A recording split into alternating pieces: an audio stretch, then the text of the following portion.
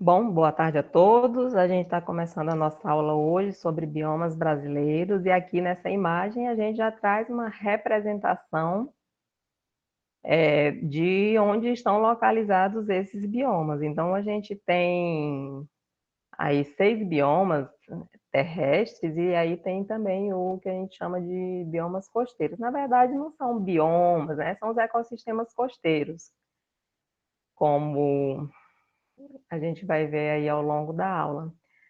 Então, a gente tem no Brasil a Amazônia, a Caatinga, o Cerrado, o Pantanal, a Mata Atlântica e os Campos Sulinos, tá? Então, assim, lembrando que onde está a marcação aí, pela cor, né? A Mata Atlântica no verde, a Caatinga ali no amarelo, a, o Pantanal em azul e etc., a gente está falando aqui de domínios, tá? Domínio do bioma. A gente vai ver que hoje não existe, na verdade, a grande parte já desses biomas já perdeu acentuada área de vegetação e já não tem essa cobertura vegetal, né? Mas o domínio do bioma é esse que está representado no mapa.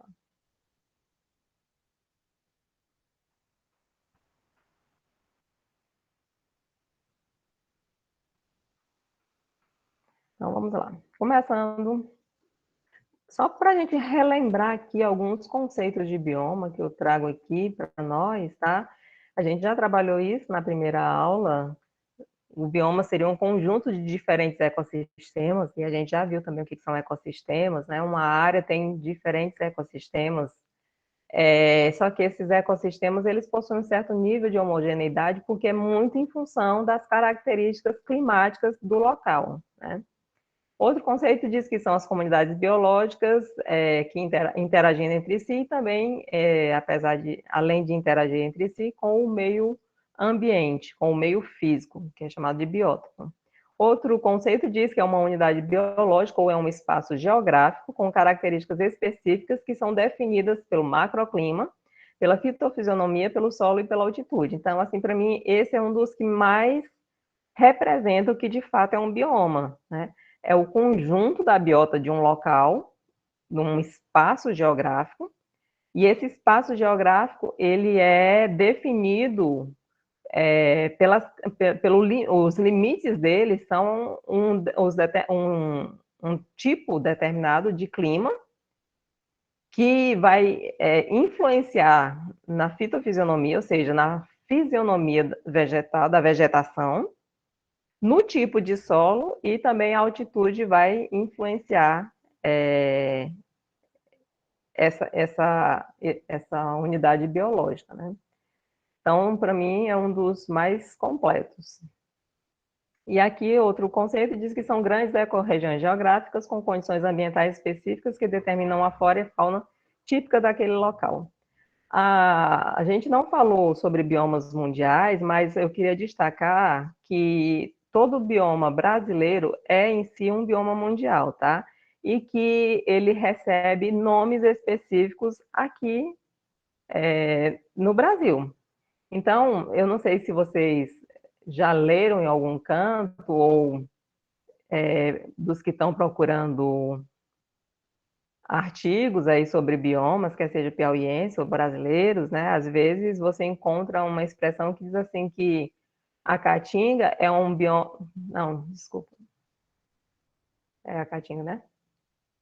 Caatinga é um bioma exclusivamente brasileiro, tá? Então, assim, na verdade, a gente não tem nenhum bioma exclusivamente brasileiro. Os biomas, eles são biomas mundiais. Então, a gente tem... Que tipo de biomas a gente tem? Então, assim, relembrando, o que são os biomas mundiais? Biomas de floresta, as pradarias, as savanas, desertos, dentre as florestas tem as florestas tropicais, as florestas temperadas e faltou alguma coisa? A tundra e a taiga, né? Então, assim, são esses os biomas mundiais. Então, o que a gente tem aqui no Brasil? A gente tem floresta tropical, que é a floresta, que são, né? A floresta amazônica e a Mata Atlântica, são florestas tropicais, e temos savanas. Aí a gente tem Caatinga, Cerrado, Pantanal e Pampa dentro das savanas, né? As savanas e savanas estépicas, tá? Então, assim, não existe nada que seja exclusivamente brasileiro. O nome pode ser exclusivamente brasileiro, o bioma não, né? A gente vai dizer que Mata Atlântica é exclusivamente brasileiro, porque ela acontece só dentro, o nome, né, é exclusivo aqui no Brasil. Então, assim, a gente não pode dizer que existe bioma exclusivamente brasileiro, tá? E aí vamos começar aqui pelo mapa. Apesar da gente destacar aqui os biomas, a gente tem também no Brasil algumas áreas de transição, mais precisamente três áreas de transição. Então, a gente tem aqui em verde a região da floresta amazônica, a região amazônica, na verdade, né? Essa região em marrom aqui representando o Cerrado, essa região em verde representando a Mata Atlântica, o Pantanal, os Campos Sulinos aqui no número 3, aqui em roxo, a Caatinga aqui em amarelo, representado pelo número 2, e a gente tem aqui, ó, se você olhar, aqui o 8, aqui o 10 e aqui o 9, são transições. Então, a gente tem aqui no 9 uma transição entre desculpa, aqui no 8. A gente tem uma transição entre a Caatinga, que está aqui, e a Amazônia, que está aqui. E se você olhar que região é essa, é justamente a região, assim, onde eu estou agora, neste exato momento, vai pegar essa região de transição, né? Que é aqui em Teresina, entre outros municípios aqui pegando aqui o norte do Piauí, e aqui um pedaço também do nordeste do estado do Maranhão. Aí aqui no 9 a gente tem uma transição entre aqui essa região de Cerrado e a região da Amazônia, e tem aqui essa regiãozinha aqui de transição que fica entre a Caatinga e o Cerrado. Então, para quem está lá no sul do Piauí, mais precisamente em Bom Jesus, está dentro dessa transição aqui. Transição Caatinga-Cerrado. Então, aqui o Piauí é um estado meio que privilegiado, porque tem 2 biomas e 2 transições. Qualquer dúvida aí vocês podem dizer, tá? Na verdade, eu acho que não é nem tanto dúvida, né? Mas é comentário, porque aqui é uma partezinha que é bem básica, assim, que a gente já tem conhecimentos aí ao longo da nossa vida de estudante, né? A gente aprende sobre essas coisas, sobre esses biomas, né? Aí vamos ver só mais alguns detalhes que talvez você não tenha atentado ao longo da sua trajetória. Então, vamos falar aí um pouquinho da Amazônia, que ela é o maior bioma brasileiro, ocupa quase 50% do território brasileiro, são mais de 4 milhões de quilômetros quadrados, né? Realmente é um bioma gigantesco, e lembrar que ela ultrapassa as fronteiras do Brasil, apesar de pegar todos os estados do norte, né, e mais o Maranhão, que é do nordeste, e, e também aqui municípios dos estados do centro-oeste, a região amazônica ela ultrapassa os limites brasileiros, né? Então, a gente tem Acre, Amapá, Amazonas, Pará, Roraima, além de pegar parte do Mato Grosso, também uma parte do Maranhão e também do Tocantins. Na verdade, o Maranhão, essa parte mais oeste dele, é chamada de pré-Amazônia. Na verdade, mesmo, ele está inserido no que se chama Amazônia Legal, né? A região uma delimitação, uma área delimitada para proteger o bioma. Que a Amazônia Legal ela vai um pouquinho a mais, os limites dela são um pouquinho a mais do bioma, que é justamente para pegar uma zona de amortecimento e não pegar exatamente no limite do bioma, né? Mas proteger o entorno também. Então, essa Amazônia Legal ela acaba envolvendo mais área do que o próprio bioma Amazônia. O clima é clima tropical, também chamado de clima equatorial, né? É um clima quente, a gente vai ver no climograma aí, é um clima quente, com poucas variações na temperatura, e a gente vai ver como isso de fato ocorre ao longo do ano, oscila muito pouco.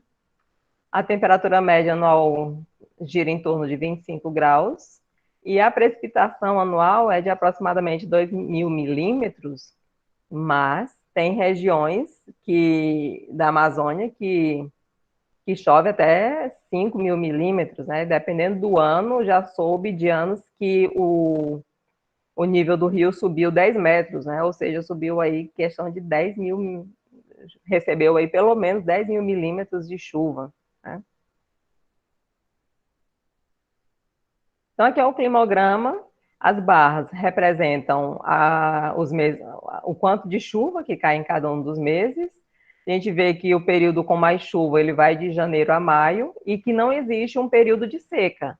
Apesar de que em junho, a partir de junho até outubro chove menos, mas não deixa de chover. Não há um período seco, né? Não é para ver, pelo menos, um período seco. Isso aqui a gente está mostrando uma média histórica, tá?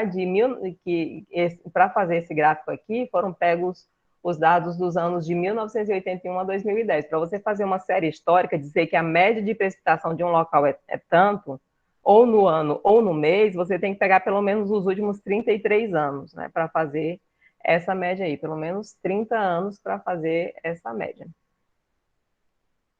Aqui, as linhas, elas vão representar a temperatura. Né? A linha vermelha vai representar a temperatura máxima e veja como ela oscila pouco ao longo do ano. Chega aqui próximo a 34, né, 33 ponto alguma coisa, e o mínimo que ela varia aqui ainda é para 31, mais ou menos. Então, a máxima ela oscila entre 31 e 33 graus ao longo do ano. E a mínima também oscila muito pouco, em torno aí de 23 graus ao longo do ano, né? Se você pega e compara isso aqui com, com zonas temperadas, você vai ver a máxima aqui despencando no período de inverno. Aliás, desculpa, aqui né, para eles verão, né? No hemisfério norte. Aqui é verão. Você vai ver temperaturas altas aqui, com a máxima tipo de 20 graus, mas vai ver no período do inverno deles a temperatura chegando a mínima a 10 graus, né? Então, assim, há uma oscilação, a mínima não, desculpa, a máxima, né? Média máxima em 10 graus, meses ali que a temperatura média máxima chega em torno de 10 graus. Então, assim, há uma oscilação muito grande, o que não acontece no clima equatorial. A variação é muito pouca, tanto dentro das médias máximas, quanto dentro das médias mínimas, né? Embora haja aí quase 10 graus de diferença entre máxima e mínima, mas dentro delas, das máximas, pouquíssima variação. É uma das características do clima tropical, que é um clima de temperatura elevada. E o clima tropical domina praticamente todo o país, com exceção do sul, né? Que o sul, principalmente o Rio Grande do Sul, já tem um clima temperado. Tanto é que você viu esse ano, se acompanhou as TVs, viu nevar em Santa Catarina, nevando no sul do Brasil, enquanto nós que parece ali que estamos em outro país, né? Parece que o sul do Brasil é outro país e a gente está aqui no Nordeste em outro país, aquilo ali é uma utopia, um sonho, aquilo não parece ser Brasil, né? Parece que é Europa, mas de fato, porque ele já está bem mais distante da linha do Equador, então não tem o efeito do clima tropical ou do clima equatorial, né? Já para lá já é um clima mais para temperado. Qualquer comentário podem dizer, viu, gente? Não precisa me deixar aqui falando sozinha, não. Professora, é uma dúvida que eu tenho, né? Em relação a esses períodos do ano. Teve até um dia que a senhora perguntou aqui para a gente qual o tempo que a gente estava, se era verão, inverno, primavera. E isso, para nós aqui, tipo, no Piauí, não é bem definido, né? Isso é a questão do ano ou temperatura, como é que faz para saber exatamente?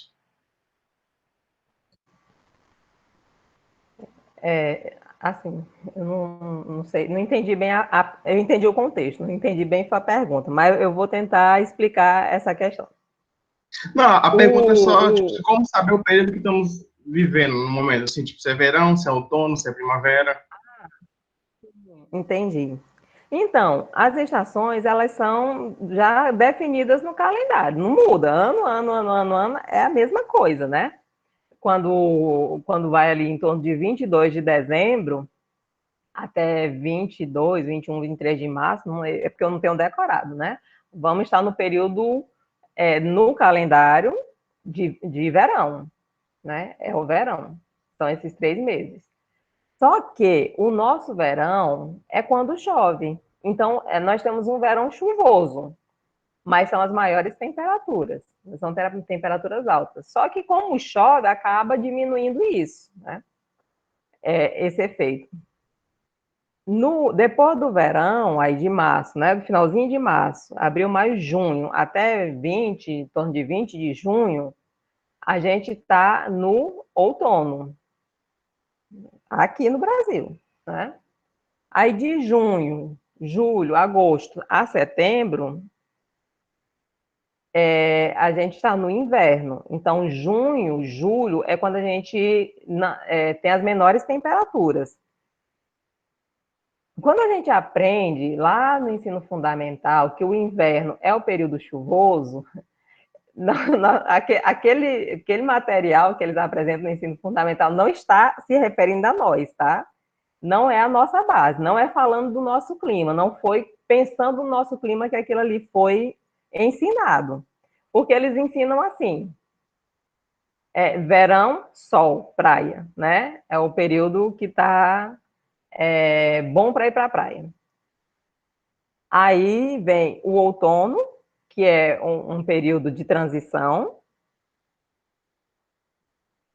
E aí depois é o inverno, que é o período de chuva.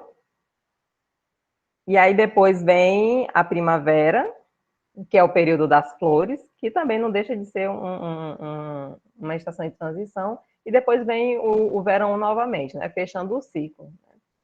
Só que para nós, a gente não tem inverno chuvoso e não tem verão seco. Nosso verão é chuvoso e o nosso inverno é seco, né? Mas em junho, aqui a gente está no inverno. Só que o povo do interior, né, o povo daqui, chama inverno quando está chovendo, que é em janeiro, que é quando a gente está no verão, né? É isso que gera a confusão na cabeça da gente. É porque o pessoal diz assim, tomara que o inverno esse ano seja bom. Mas quando é que a pessoa fala isso? Dezembro, né? Que é quando vai começar a chover. Só que ali a gente não está no inverno, a gente está começando o verão. No final de dezembro, a gente está começando, um pouquinho antes do Natal, a gente está começando o verão, que no nosso caso é chuvoso. Mas isso é para nós aqui, tá? Na zona equatorial. É essa zona aqui que vai pegar alguns países da América Central, alguns países da América do Sul, incluindo o Brasil, vai pegar alguns países da África e alguns países da Ásia, né? Já no hemisfério norte, lá, muito mais visivelmente, se tem as estações igual aquele bonitinho que a gente aprende. Mas aquelas estaçõezinhas ali, elas são estações de florestas temperadas, não são estações de florestas tropical, né? Ou de florestas tropicais. Que aí sim, você tem no outono aquelas folhas caindo, isso é muito nítido em muitas cidades dos Estados Unidos, no Canadá, na Europa. Você vê, por exemplo, as férias no pessoal da Europa vão de julho, agosto, setembro. Vai de julho a setembro, porque é o verão, são as chamadas férias de verão, né? Que aí para eles é praia, é sol, é quando eles vão mesmo fazer as férias dele mesmo. Aí o período letivo é distribuído em 4, não é semestre, né? Eu acho que é trimestres. Em 4 trimestres. Não dá 4 trimestres que dá 12. 3 trimestres. Eu acho que é alguma coisa assim. Eu sei que em janeiro eles estão tendo aula, né? Só para mesmo ali para o períodozinho de Natal, Ano Novo, mas eles já voltam logo às aulas, eles não têm férias nesse período, diferente da gente, né, que tem férias até março, que as nossas férias também são férias de verão, que é quando está chovendo, né, mas só que as férias dele de verão são as férias de julho, né?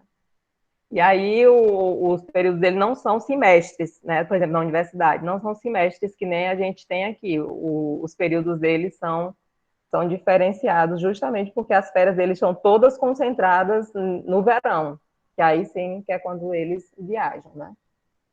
Então é isso. Alguma pergunta, algum comentário sobre? Não sei se respondeu, acho que eu ainda tinha outra coisa para falar sobre isso.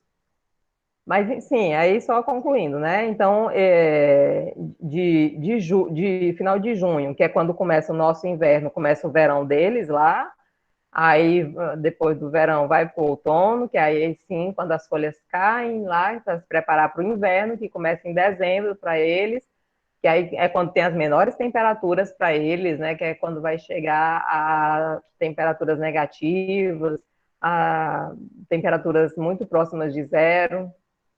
E aí, fevereiro já pega o finalzinho de período frio, aí já vai começar a primavera deles, né? Que é quando as folhas voltam para as plantas e vão aparecer as flores também. Então, é mais ou menos assim que funciona, né? A gente tem o inverso, né? Entre norte e sul. Então, enquanto lá está verão, aqui está inverno, quando lá está...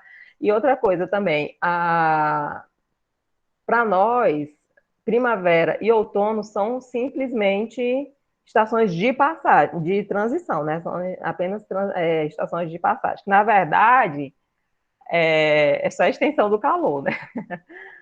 O mês de outubro é o nosso mês mais quente, né? Setembro, quando é no dia da primavera, que vira a primavera, costuma dar uma chuvinha, que é o que o pessoal chama ali de chuva do caju, né? Não, mas nada que esfrie, né? Pelo contrário, uma chuvinha que só abafa um pouquinho mais, né? É o calor. Mas todo esse período aí é período de calorão aqui para nós, né? Não tem, aí só vai chover lá é para dezembro. Bom Jesus, que está numa zona de transição, já é um pouquinho diferente. Ó, aqui em Teresina chove de dezembro até a última chuva cai até 15 de maio, até a primeira final da primeira quinzena de maio.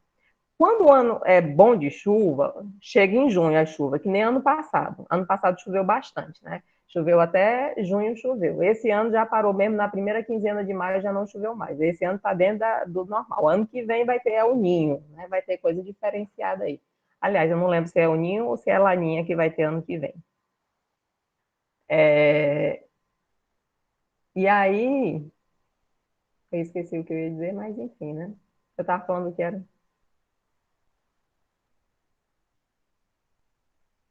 Vocês também nem pegaram. É tanta coisa que eu falo, né? Vocês nem conseguem acompanhar meu raciocínio, né? Não, eu estava falando do espírito da Mas, chuva, enfim, estava compreendendo.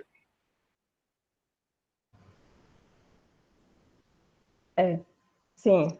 Aí em Bom Jesus, né, quando eu estava falando, é que em Bom Jesus vai começar a chover já agora em outubro. Outubro já começam as chuvas, né? Porque está em zona de transição. E chove mais, né? Do que em Caatinga propriamente dita. Na verdade, Bom Jesus é um caso assim à parte, né? Os índices pluviométricos de Bom Jesus, eles são muito reflexos do que acontece na serra, que é Cerrado, porque a sede de Bom Jesus é Caatinga. Aí, na parte Caatinga de Bom Jesus, chove pouco. E na parte Cerrado de Bom Jesus, chove mais, que é na serra.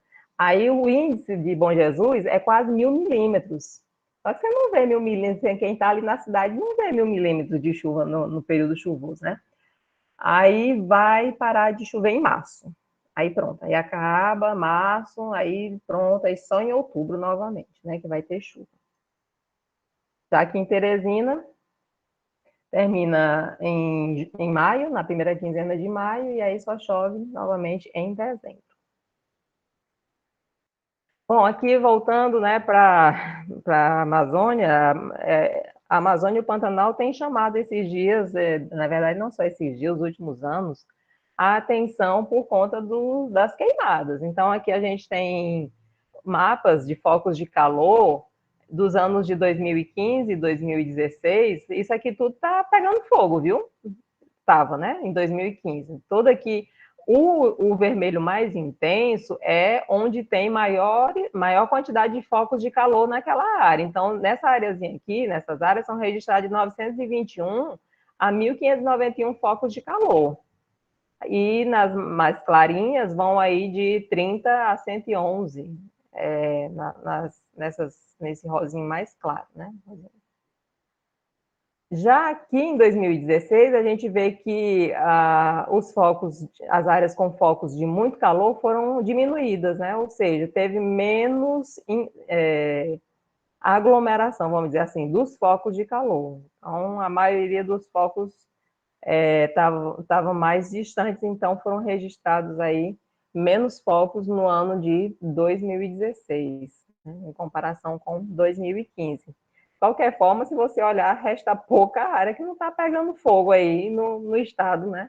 No período, aqui é considerado o período de janeiro até agosto do ano, tá? Do dia 1º de janeiro até 23 de agosto foi quando foi feito esse levantamento. A gente não tem nem dados aqui de agora, tipo assim, agora que eu digo, setembro, outubro, novembro, que é quando o fogo mesmo se alastra mesmo de uma forma, porque é justamente o período que o pessoal vai preparar a área para plantar, né? Ou para queima de pastagem, para rebrota da vegetação, ou para limpeza do terreno para plantar. Aí é esse período agora que literalmente pega fogo, porque o povo está tocando fogo. Aqui em Teresina, vira e mexe, a gente vê uma nuvem enorme de fumaça aqui ao redor da cidade, né? Nada mais é do que o povo tocando fogo para fazer roça ano que vem, quando começar a chover, né? Ele prepara o terreno agora, setembro, outubro, até novembro, para quando começar a chover, plantar. Aí aqui foi uma pesquisa feita por Silva Júnior et al. E são alguns resultados da pesquisa deles. São 3 anos de seca, 2010, 2015 e 2016. Aqui é o gráfico das chuvas, aqui das temperaturas e aqui o das queimadas. Então, o que a gente observa aqui? Aqui, mais para o azul, são as áreas onde teve mais chuva em relação à média. E mais para o vermelho, são as áreas que teve menos chuva em relação à média. A média é a média histórica entre os anos 2006 a 2016. Né? Foi feita uma média, eles fizeram uma média de chuva dos anos 2006 até 2016. Só 10 anos aí. Mas foi para fins aí de trabalho, né? Então, tinha aqui em azul anos que choveu, ou anos não, desculpa, locais que choveram mais do que a média, e nesses mais claros são locais que choveram menos do que a média. Você vê aqui, em 2015, grande parte da região amazônica está com chuva abaixo da média. E aqui também está, não tanto quanto 15, mas está muitas áreas abaixo da média, né? A mesma ideia é para cá, para a temperatura.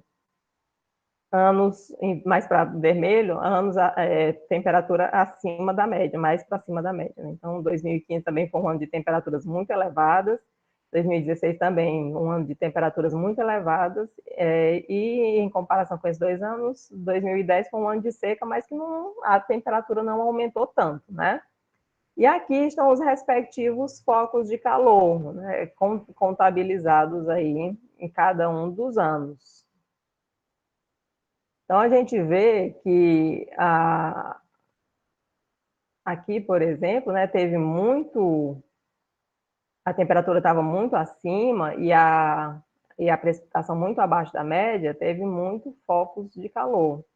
E aqui também, embora quase não tinha precipitação, lugares que a precipitação estivesse abaixo da média, mas teve muito focos de calor, o que estava associado, de focos de calor, que indica incêndio, né? O que estava muito associado a esse aumento aqui na temperatura, né? Então, assim, não teve, os focos não estiveram diretamente relacionados com a precipitação, mas com o aumento da temperatura, ou seja, para os próximos anos, ainda que chova muito, mas se a temperatura se elevar, vai continuar aumentando os focos de calor.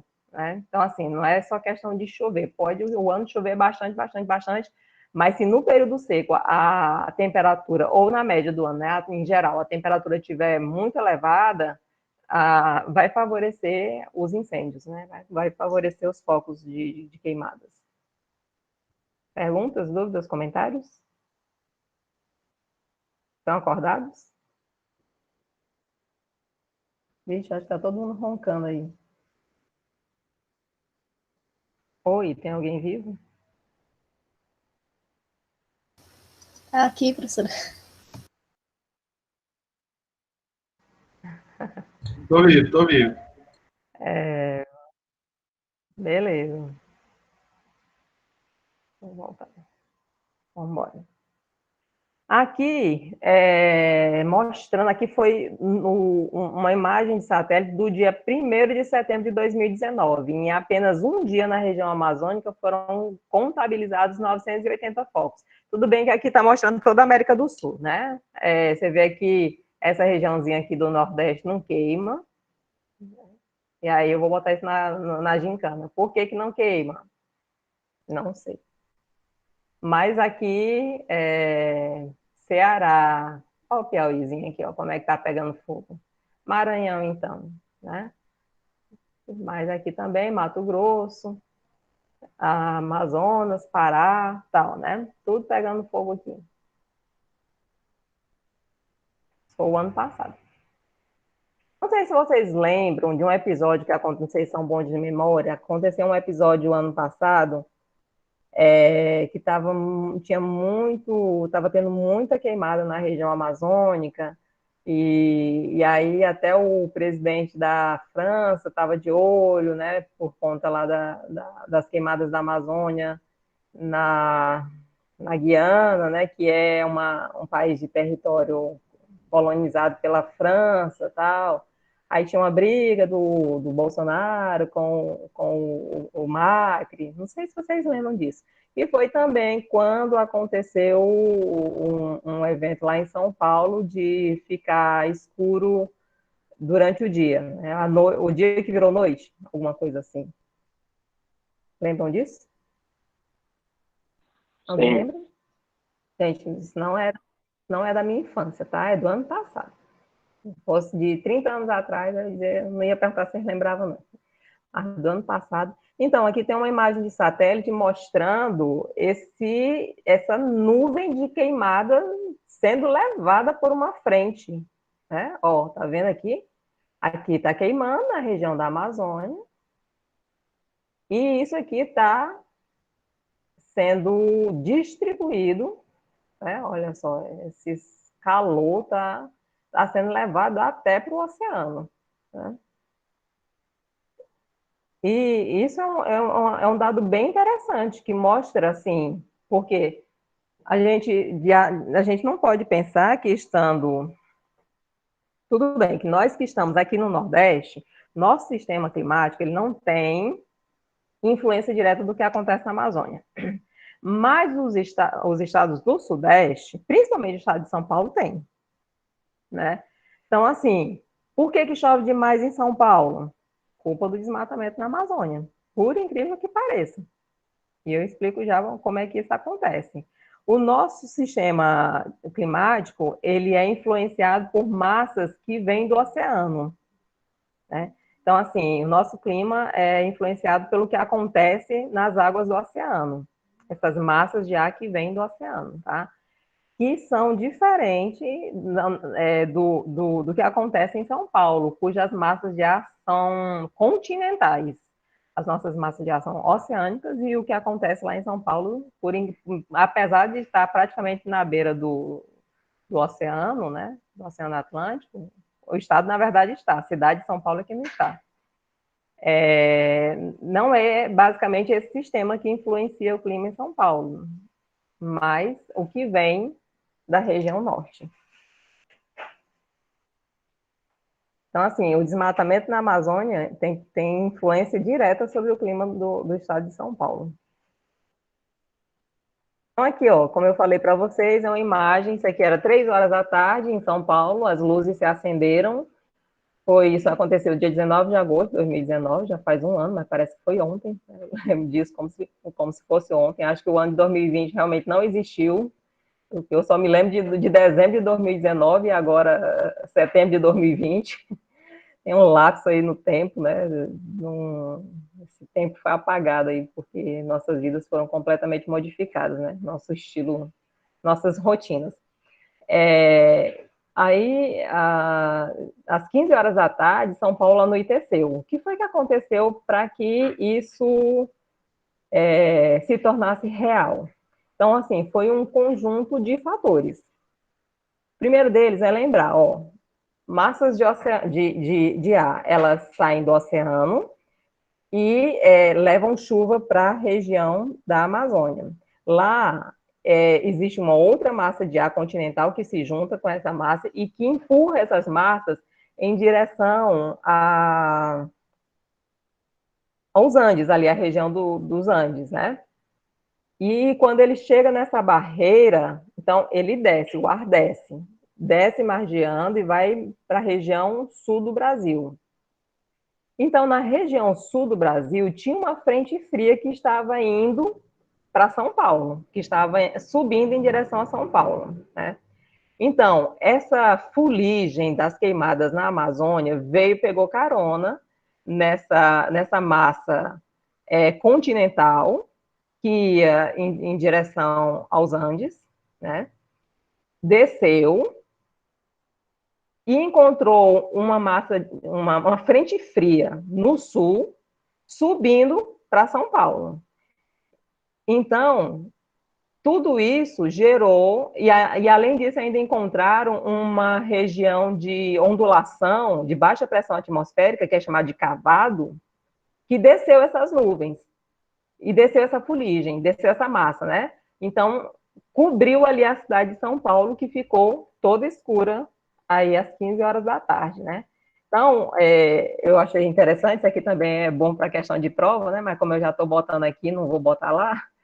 Alguém colocou essa imagenzinha aí no Facebook, eu acho, né?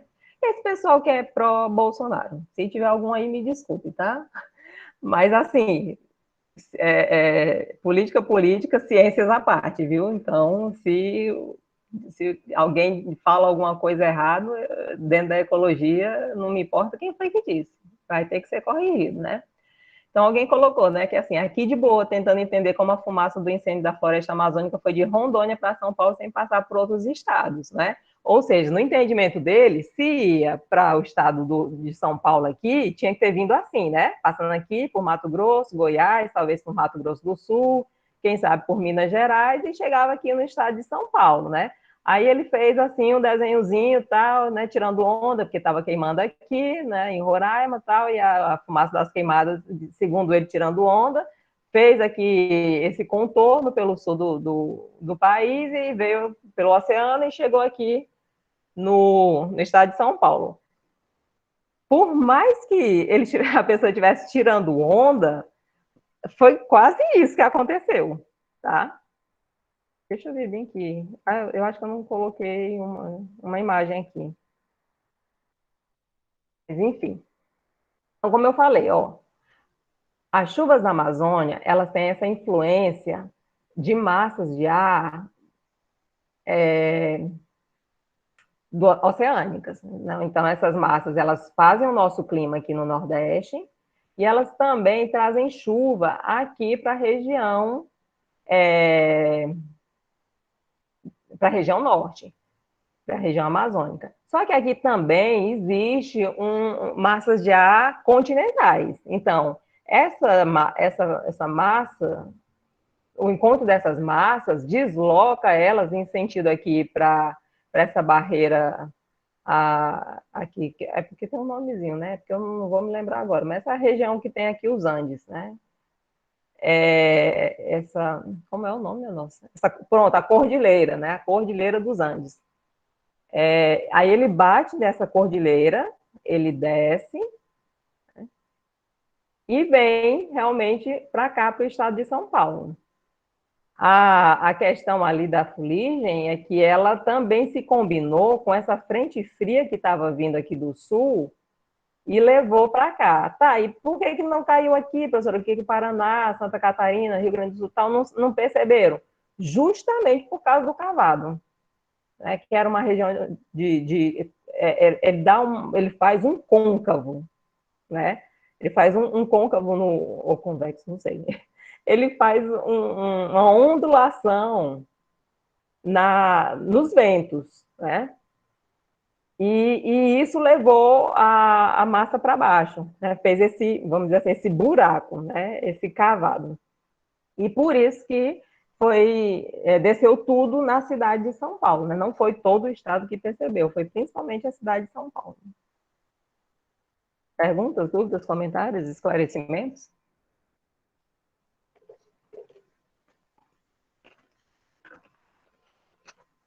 Então, aqui uma imagem do Google Earth, da região da Amazônia. Assim, a princípio você vê tá bem vegetado, né? Assim, tá bem verde.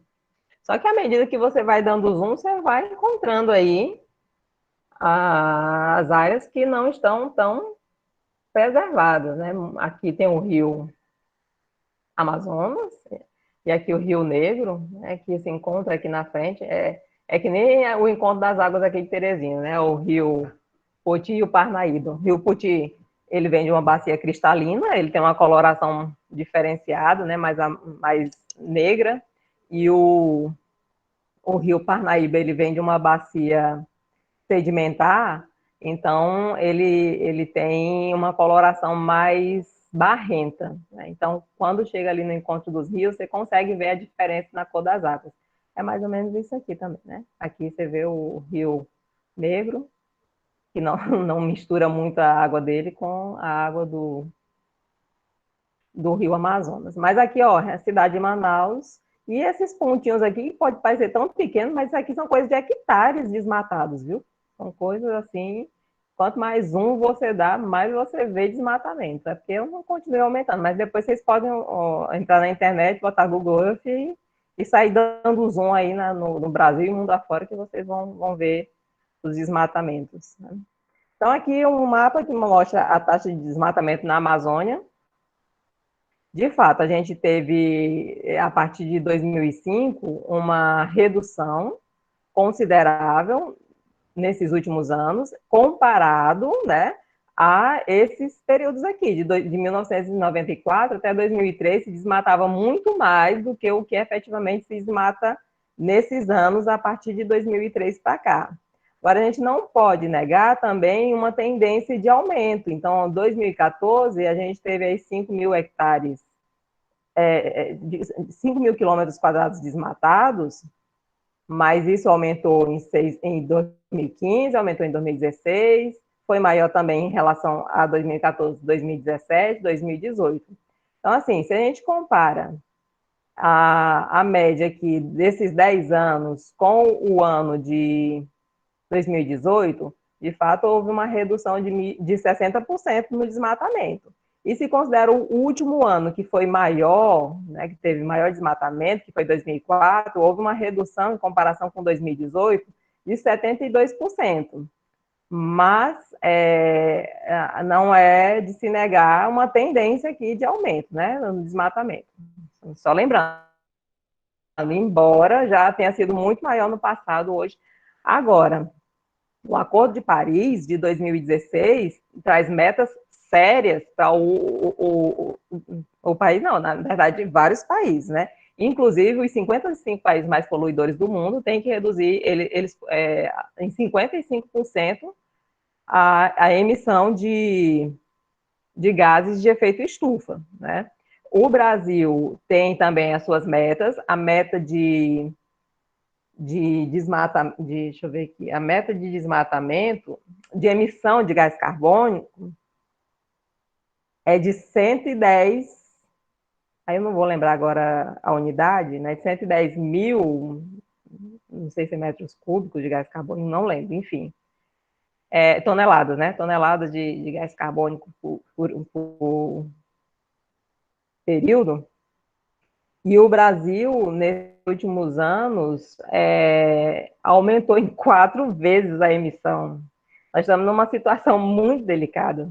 Nós estamos numa situação muito constrangedora, porque a gente tem até 2025 para fazer essa redução. A gente tem várias metas aí para serem alcançadas, e agora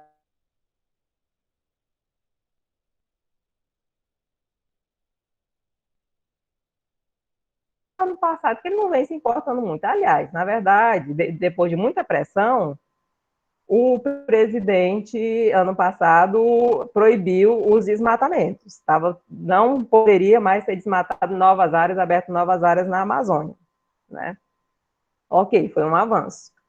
Mas a quantidade de focos que se tem visto, né, nesses últimos anos, ano passado, esse ano, não nos conduzem para o alcance da meta, ou das metas, né, que a gente tem que reduzir aí as emissões de gás carbônico e recuperar, não sei, parece que são 100 mil hectares, 100 mil quilômetros quadrados, eu não sou boa com esse número, de decorar número não, tá?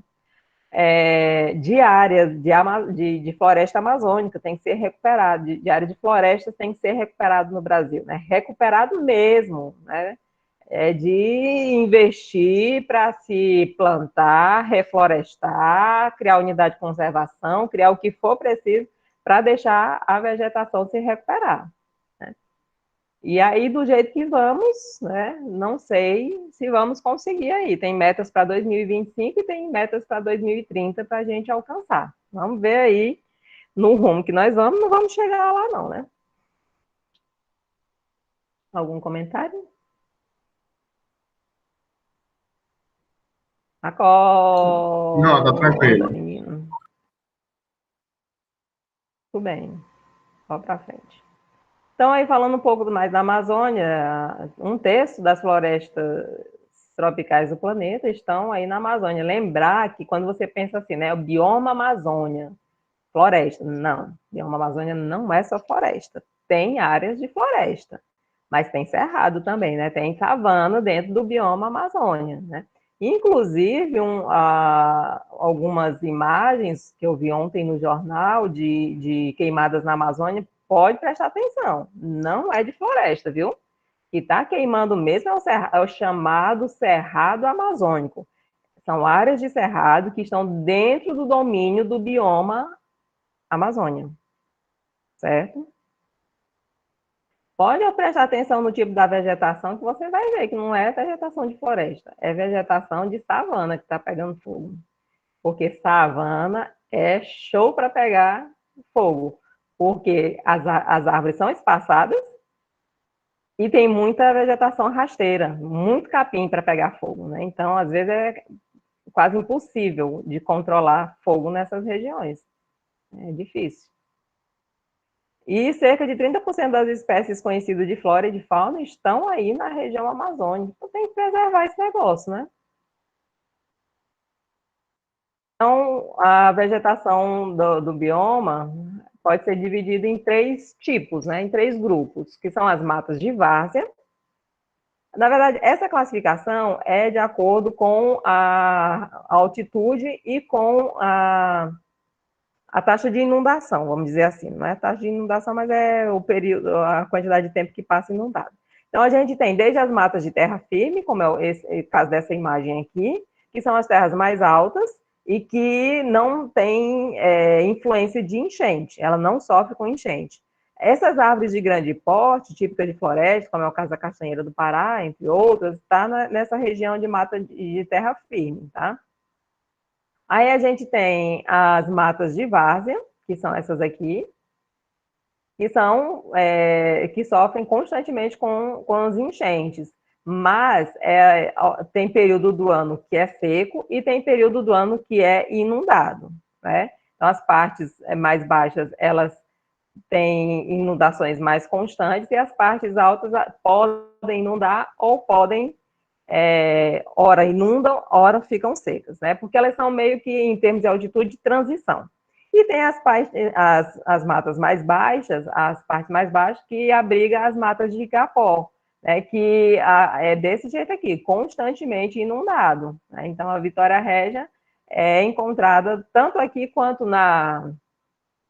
no Pantanal, porque elas dão nesses alagados, né? Então, aqui é o ano todo desse jeito alagado, né? O transporte aqui só se dá por, por barco, né? Só por meio fluvial aí, só andando mesmo pelas águas, né? Aqui nas matas de várzea são meio que de transição, ora pode estar inundado, ora seco e as matas de terra firme sempre secas. Bom, falar do solo aí, tinha questão lá do Bolsonaro na prova, né? Que falava Professora, sobre o solo. O solo foi. só para poder, quando eu deixei passar uma questão que eu fiquei em dúvida em relação ao fogo, às vezes eu vejo algumas notícias que diz que a queimada é natural. Como é que seriam essas queimadas naturais? Ou se isso existe? Existe. Qualquer coisa, até mesmo uma pedra, uma rocha, né? Ou qualquer outra coisa que produza uma faísca, vidro, um pedaço de vidro, né? Que está ali no chão, não dá mata mesmo, né? Acontece. Pode gerar um incêndio. Porque a gente tem matéria seca, matéria, né? Matéria, folhas, né? Está no período seco. Muita matéria orgânica seca acumulada na superfície do solo, muita folha seca. Aí qualquer faísca de fogo vai, raios também, vai pegar fogo naturalmente ali, né? Ele vai pegar. Então a gente tem as queimadas acidentais, tem as queimadas intencionais e tem as queimadas naturais, né? O cerrado, a gente vai ver, ele é um bioma que está constantemente submetido a queimadas naturais, né? Ninguém, não é comum você ver o pessoal reclamando de cerrado pegando fogo, né? Até que esse ano aí apareceu umas serras aí pegando fogo de cerrado, né? Mas ali é basicamente natural, porque a própria vegetação ela já está adaptada para essas constantes queimadas. A gente vai ver aí mais na frente, tá? Mas aí Beleza. tem as acidentes. Aí tem as acidentais, né, que o homem provoca, às vezes ele quer queimar só a roça dele ali e esse fogo se espalha, o vento leva uma faísca que cai em outro canto que ele não queria e acaba por acidente ali acontecendo, ou por bituca de cigarro, ou que a pessoa joga, tá andando no carro, joga na beira da estrada, ali pega fogo, né, ou intencional, quando a própria pessoa toca fogo mesmo, porque ela tem algum objetivo na queimada daquela matéria, né, daquela área. Então, na Amazônia não se planta, porque o solo é arenoso e pobre, né? Como eu já comentei, boa parte dos minerais na floresta amazônica está nas árvores. A camada de nutrientes do solo é muito pequena, muito incipiente, né? Muito pouca.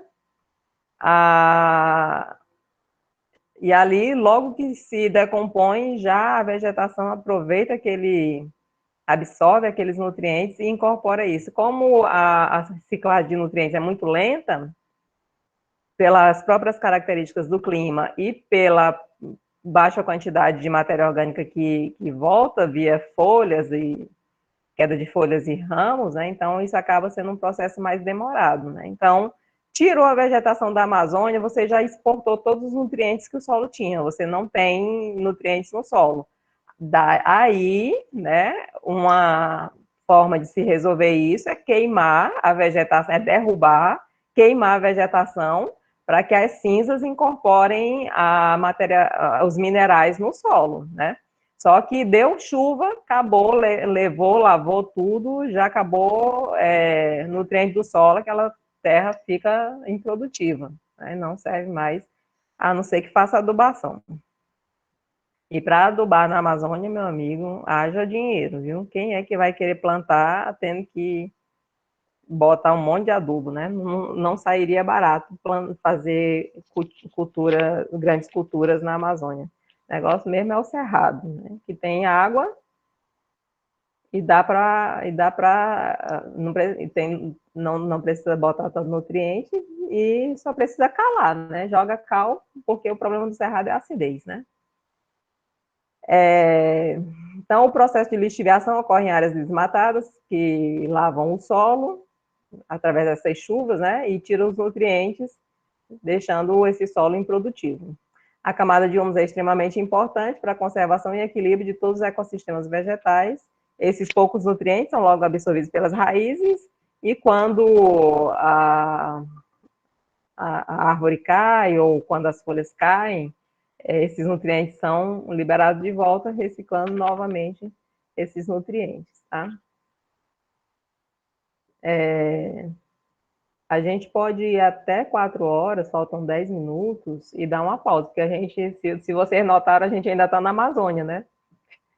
A gente então só terminaria a Amazônia, e se vocês quiserem, a gente dá uns 10 minutos aí de folga e volto com os outros, né? Ou, por mim, pega direto, não Por tem favor, problema não. pausa.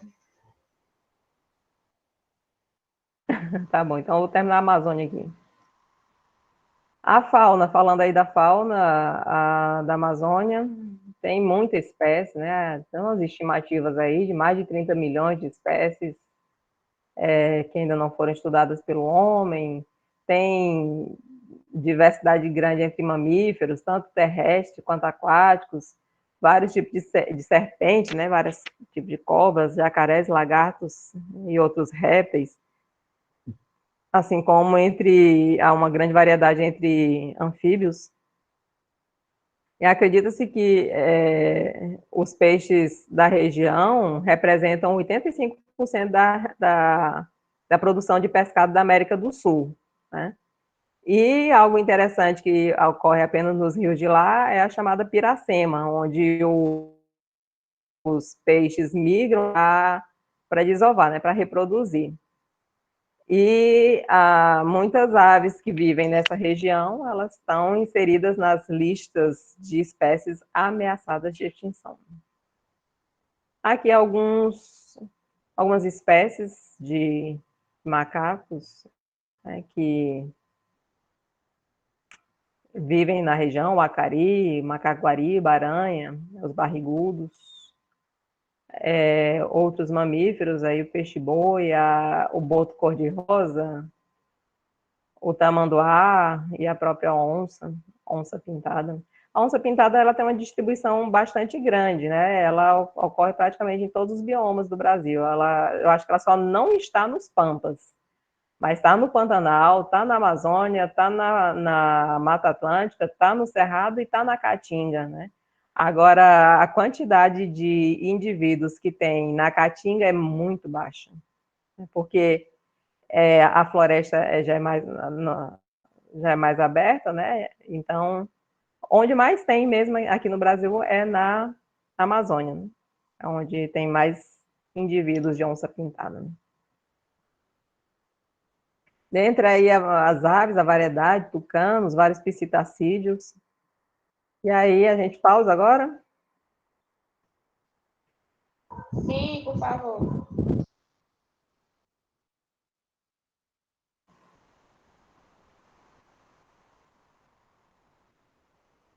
Ok.